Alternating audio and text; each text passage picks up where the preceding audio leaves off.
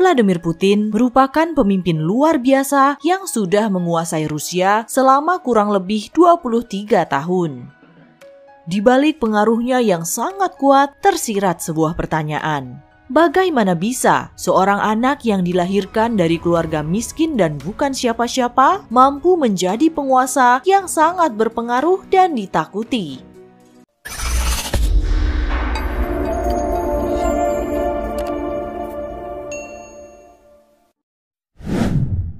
Vladimir Vladimirovich Putin atau Vladimir Putin lahir pada 7 Oktober 1952 di Leningrad, Uni Soviet atau yang kini dikenal sebagai Saint Petersburg, Rusia.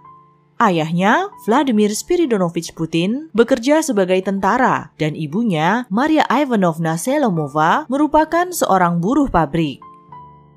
Putin tumbuh dalam situasi Perang Dunia Kedua yang tentunya tidak mudah baginya. Kakak kandungnya bahkan meninggal di usia balita karena kelaparan.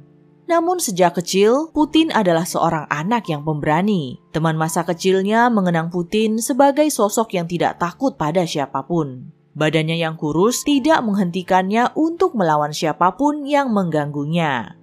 Di usia 12 tahun, ia mempelajari Sambo, sebuah seni bela diri asal Rusia, dan kemudian judo.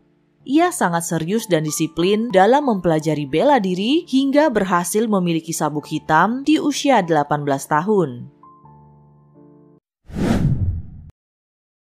Di usianya yang masih remaja, Putin merasa tertarik untuk bergabung menjadi anggota Badan Keamanan Utama Uni Soviet atau yang disebut sebagai KGB. Ia bertanya kepada salah seorang petugas KGB tentang bagaimana dia bisa menjadi bagian dari mereka. Petugas itu memberitahu kalau Putin harus menyelesaikan dinas militer atau memiliki gelar pendidikan untuk bisa bergabung. Putin lalu bertanya, gelar mana yang paling baik? Petugas itu menjawab kalau gelar hukum akan memberinya peluang yang lebih besar untuk direkrut. Sejak saat itu, Putin bertekad untuk menempuh pendidikan di jurusan hukum. Pada 1970, ia belajar hukum di Universitas Negeri Leningrad dan lulus pada tahun 1975. Selama menjadi mahasiswa, ia diminta bergabung dengan Partai Komunis Uni Soviet. Pada 1975, Putin berhasil bergabung dengan KGB, dan di sanalah ia menjalani karirnya sebagai agen rahasia, dimulai dari perwira biasa hingga pernah menjalankan tugas sebagai mata-mata di luar negeri. Tak lama setelah runtuhnya Uni Soviet pada 1991, Putin mengundurkan diri dari KGB dan pulang ke Leningrad, di mana ia bekerja untuk wali kota Anatoly Sobchak. Kemampuannya dalam menyelesaikan masalah membuat Putin kemudian sangat diandalkan oleh Anatoly. Ketika Anatoly gagal menjadi wali kota untuk kedua kalinya pada 1996, Putin memutuskan untuk pindah ke Moskwa. Karirnya semakin menanjak. Pada 1998, ia ditunjuk langsung oleh Presiden Rusia Boris Yeltsin sebagai Direktur Dinas Keamanan Federal atau FSB, sebuah organisasi keamanan utama Federasi Rusia. Pada 1999, Boris mempercayakan jabatan Perdana Menteri kepada Putin. Tak lama setelah itu, Boris mengundurkan diri secara tiba-tiba. Maka pada 31 Desember 1999, Putin menjadi pelaksana jabatan Presiden Rusia.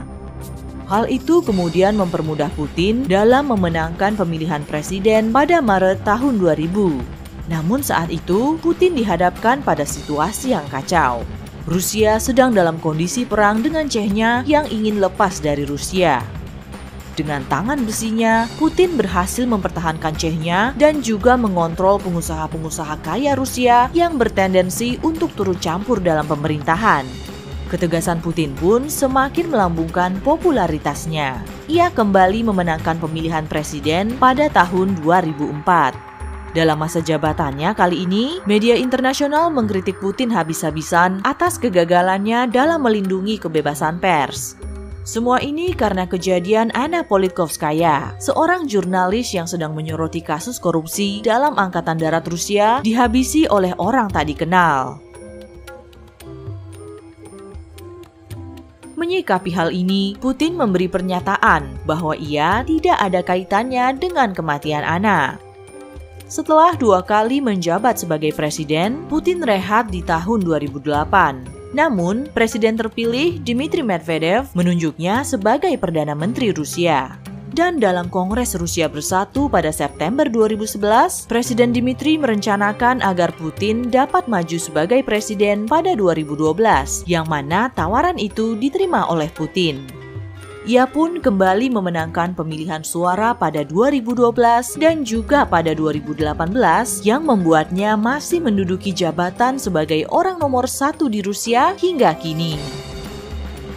Jiwa nasionalisme yang tinggi, cerdas, berani, dan kepiawaiannya dalam berpolitik menjadikan Putin sebagai sosok yang sangat disegani di negaranya.